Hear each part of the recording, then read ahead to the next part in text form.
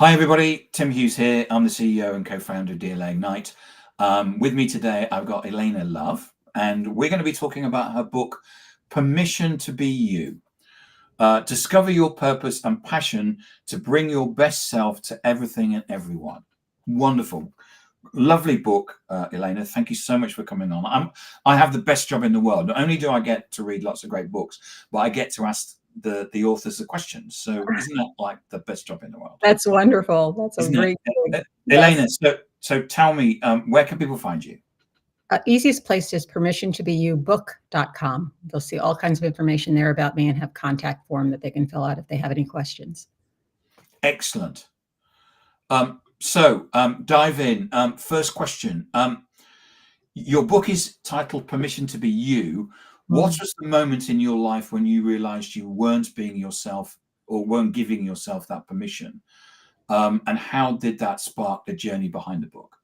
Wow, that's a huge and important question, Tim. I think for me, it began when I had made the journey from being a research scientist to a clinical researcher, and then eventually heading up HR worldwide for a large pharma company.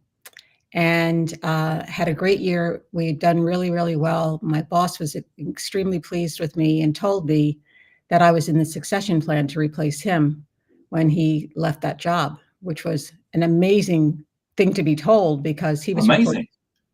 Absolutely. And he was reporting to the CEO. So this was kind of a big deal.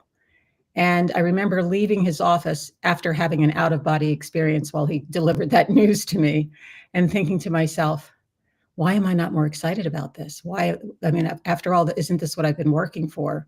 And I began to realize that while I was skilled to do what I was doing, I was good at doing what I was doing. It was so far from who I thought myself to be that I didn't know if I could do it any longer. And I gave myself about 18 months to wrestle with that decision. Do I stay? Do I go? With these voices in my head at war with one another, the voice of quote unquote reason saying, of course you want to stay, you're going to have this amazing opportunity and you'll be able to really change the function in the way you want and you'll be able to make a huge difference. And oh, by the way, you'll make a lot of money. So of course you want to stay. This is the epitome of what everybody's looking for. And I came sliding into home base 18 months later with the dust flying. And I realized I'm finished here. Whatever I came here to do or learn, I have done. And it's time for me to do something that's more aligned with what I feel a passion for and what I feel is deeply tied to a purpose that I'm here to achieve. So I reduced my annual income by 100% overnight. Do not try this at home. Yep. It's like the commercial. It's a closed course and a stunt driver. Yep. Well, yes. I think that any entrepreneur needs to understand that what happens is that we look at Bill Gates and Elon Musk and immediately we think entrepreneurs that. But I think if you actually look, they're very much the outliers and the exception. Most entrepreneurs don't make any money. Yes, true. They try lots of things and make lots of mistakes, and then sometimes they get lucky. But there's a whole lot of hiccups on the way to lucky, for sure. So you talk about passions of purpose. How can leaders identify their own passions when they feel disconnected, burnt out, or stuck in autopilot? I think the first recommendation I would have for them is to slow down.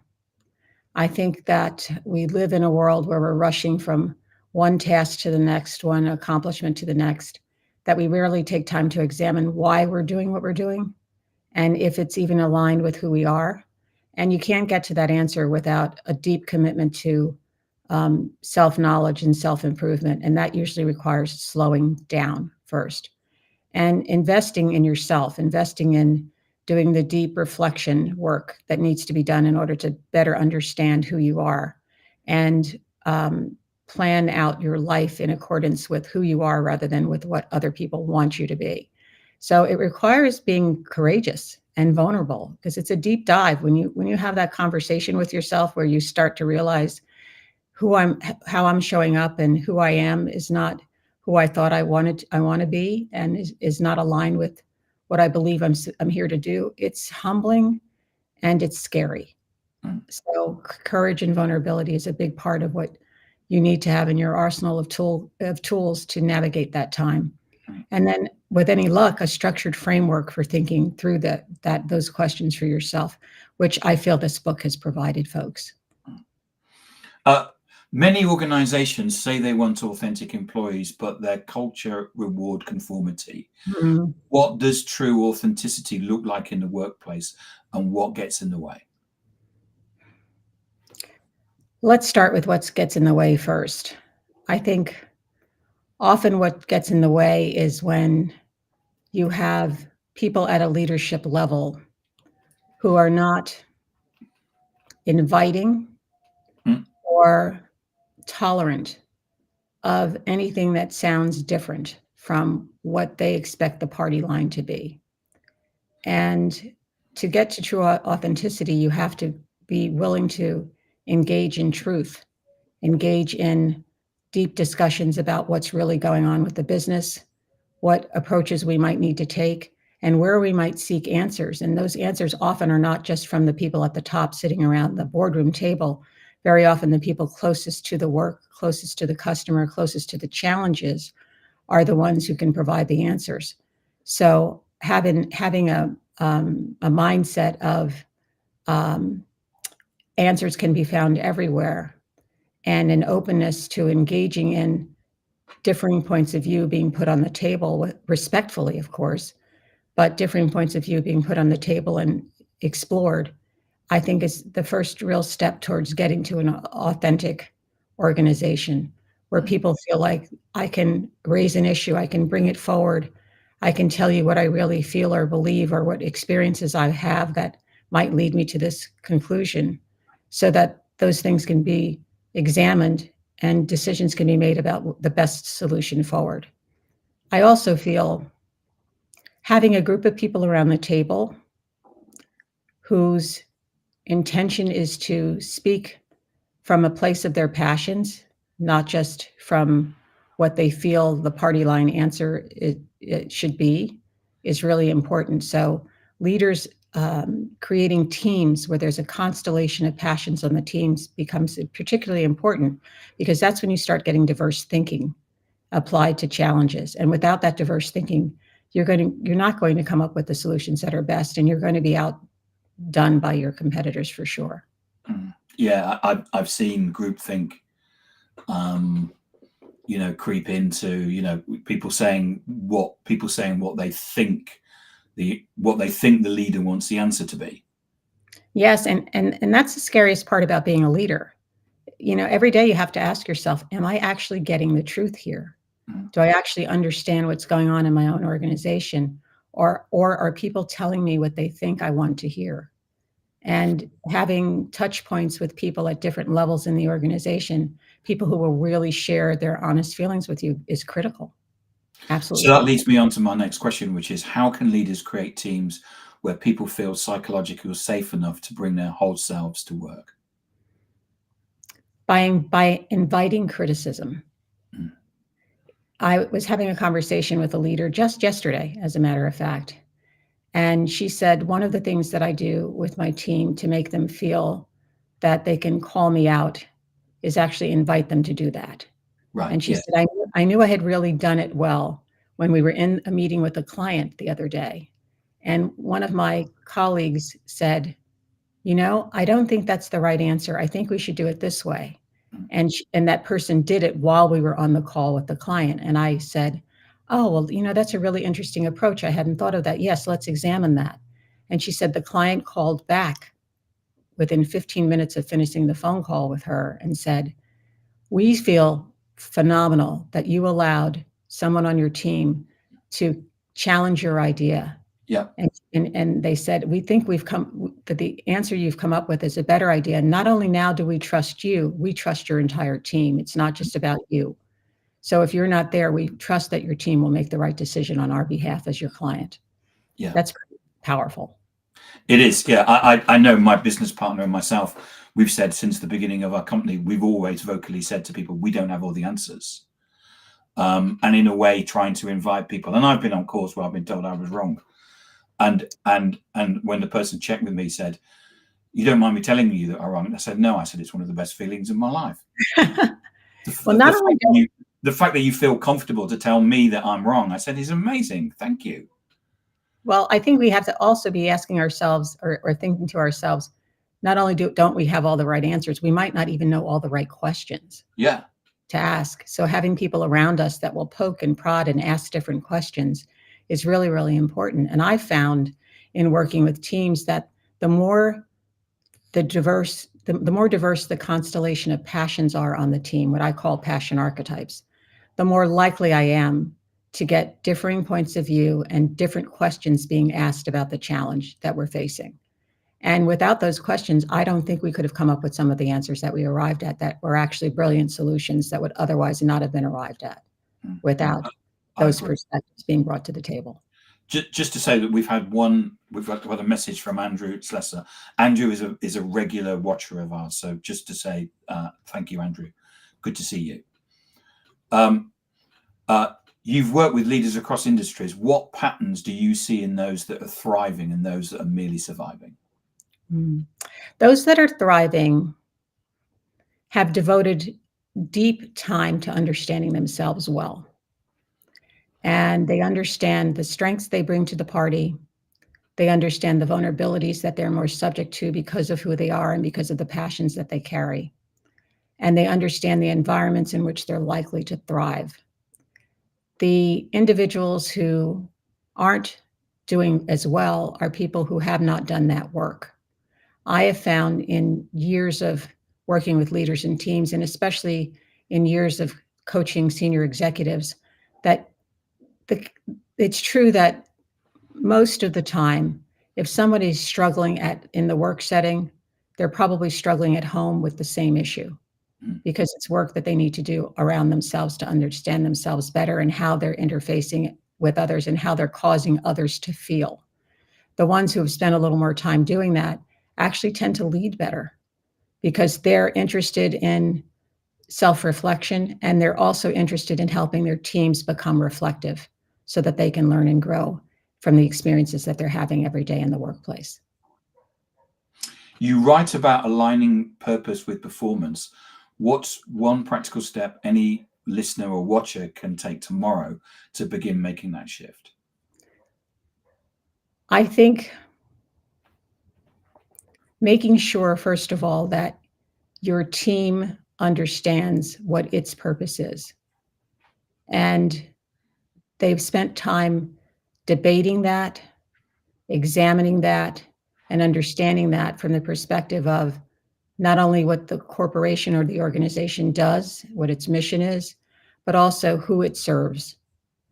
And the team aligns itself in terms of its behaviors, its value system, which drives those behaviors in a way that is commensurate with that purpose. And I also think it's important for individuals to be able to see that if I'm part of an organization that has a particular purpose, it actually aligns with who I believe myself to be. Yeah. So each day when I go in and I'm doing my work in the world, I'm doing me. And that's a good feeling. Yeah. How do leaders balance organizational goals with individual passions, especially when they don't seem to be aligned in the first place? I think that that's a moment for pause, Tim. You really have to ask yourself, if I'm part of an organization where what the organization is doing feels so out of alignment with who I am, is that the right place for me? And I think there are times when people at every level have to ask themselves that question and examine that and make different choices if they find that there is no way to build alignment between who they are and what they're doing every day. Most of the time, that's not the case in my experience. Most of the time, people can find a way to bring their passions to the work that they're doing every day because they understand how to structure their passions around that work rather than just going along and letting the work or the daily activities of the organization define who they are. They bring themselves to it. Passionate people change jobs in the sense of the job isn't the same when they leave it as it was when they came to it. They fundamentally change it and grow it in a meaningful way. So being in touch with those passions, regardless of the type of job you're in, becomes really, really critical so that you can bring yourself to the role instead of letting the role define you. Do you think it's, I mean, I know that some people will do a job because of the fact that it pays money, and then and the money basically helps them do what they want, what they to do out of work. For example, you could be, you can be a football coach, or a swimming coach, or something like that. And so in effect, they get their passion from what they do out of work rather than necessarily inside work. So it's not like you've got to, because sometimes I think in society you have to have a job where it's your purpose, and actually sometimes turning up, getting the money, and doing what you want to do outside is important, though, isn't it? Yeah, it absolutely is. And I can tell you that I've seen in my work people go through what I call 3 phases of career, at least 3. The first is exploring. Usually they're new in a job, they're new in an organization, and they're trying to figure out, how can I be successful here? What are the rules of the road and what's expected of me? That happens to most people early in their career. Then they move into a phase that I call awakening. And in the awakening phase, they realize, I've got a fair amount of career runway ahead of me, but I've also done some good things in the past where I can really say, hey, maybe I am as good as they think I am, and I'm no longer feel this sense of imposter syndrome. I'm really that good. But it's usually at that phase that people find themselves asking the question, am I in the right place? Was this the right decision for me, the right career for me, the right company for me? And very often people will tell me that it was around that phase that they that coveted job they thought they wanted, that they were working towards, had begun to lose its luster. Do you know at what age that was for most people? No, I don't. Tell me. Age 32. Okay, I was wondering if it Really was young. yeah. Right, 32, which Yeah. is, around the time companies starts investing Because heavily. most people think that the process you go through could be something in middle age, so it could be late 30s or even 40s. Yes, but it's happening much earlier, and I think we have a generation of people in the workplace where it's happening even earlier than that. By Yes. the time that they get to a phase called expression, in that phase, they kind of know who they are, they know what their passions are, they know how they want to express those. And if the opportunity to do that inside the organization is available, there's all to play for. They lean in big time. But if the opportunity is not there within the organization, people made one of 2 choices. Either they chose to leave because they could afford to do it financially, or they chose to stay. In both cases, the organization lost because those people were putting their discretionary effort into other things. And very often there are things outside of work that people put their discretionary effort into because it really aligns with their passions. And I encourage people to do that. If you are in a role where at this moment that role is not offering to you an outlet for your passions, look for those outlets in other places in your life. They're there, they can be found, and you can lean into them. But make sure that you're also examining the role that you're in and asking yourself the question, can I morph this role in some way? Is there an opportunity here for me to bring at least a part of who I am to this role so that I'm receiving some satisfaction from what I'm doing every day? Because, Tim, I did this back of the envelope calculation once to try to guesstimate how many hours we actually spend in our lives working at a job. And if you took quote unquote normal retirement age, which is a misnomer anymore, and said Yeah. you're going to work up to your normal retirement age, and you're going to take all your vacation time and your days off, you're probably going to work somewhere in the neighborhood of 85,000 hours of your life. That's a long time to be doing something you don't like. So you have to have an outlet for your passion somewhere. Absolutely. Yeah, and I also think that I'm at an age where I know people that are either thinking about retiring or are retired, and that's something else. Which is, when my father retired, he was retired early, and he lost his purpose. Yes, I've seen that. And my mum, of course, he just stopped, and it was my mum that had to basically find something that was purposeful for him, which she did. But it was one of those things where quite often people don't. I think people quite often think, when I retire, I'm just gonna sit on the beach, and isn't it going to be wonderful?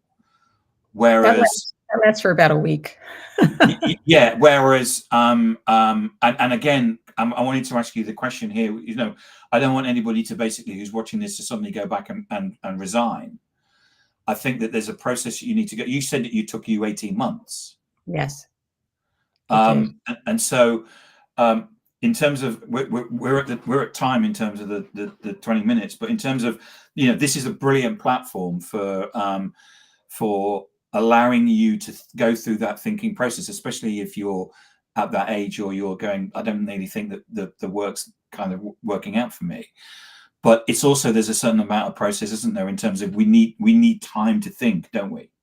We do. We need time to think. We need time to consider all of the options available to us. And I don't think of retirement as retirement anymore, not like our grandparents knew. I think it's not retirement, it's renaissance, it's a rebirth. It's what's this next great thing I'm going to do with my life. And when you understand your passions and your purpose, then you understand that there are myriad ways in which you're going to be expressing that throughout your whole life. Today, you'll do it one way, tomorrow, a different way. 10 years from now, you'll be expressing it in some other way. So there's always something to do. You're never really completely, quote unquote, finished. And what the book does is provide people with a platform for examining those issues for themselves. It provides readers also with a free toolkit that's available on the website that has a host of reflection materials and planning materials and assessments and quizzes that you can take to develop a better understanding of yourself. And every single chapter covers some pivotal moment that we experience in life, whether it's going through a crisis, meeting a romantic partner, becoming a parent, navigating a career, or even overcoming loss. All of those chapters cover how our passions help us navigate those experiences. And it offers a host of reflection questions at the end of each chapter so people can kind of take their own journey in their own time with the book as a companion. Alaina Love, thank you so much for coming on and talking about your book, Permission to Be You. Discover your purpose and passions to bring your best self to everything and everyone. If I wanted to buy a copy of this, where can I get one from? Anywhere books are sold. Amazon, Barnes & Nobles, all bookstores, anywhere books are sold. And where can we find something about you, Alaina? You can read more about me at permissiontobeYouBook.com, and I'm also on LinkedIn. Excellent. Alaina, thank you so much for the book. I think it's excellent, especially if anybody is in that sort of crossroads period in their life. It's a brilliant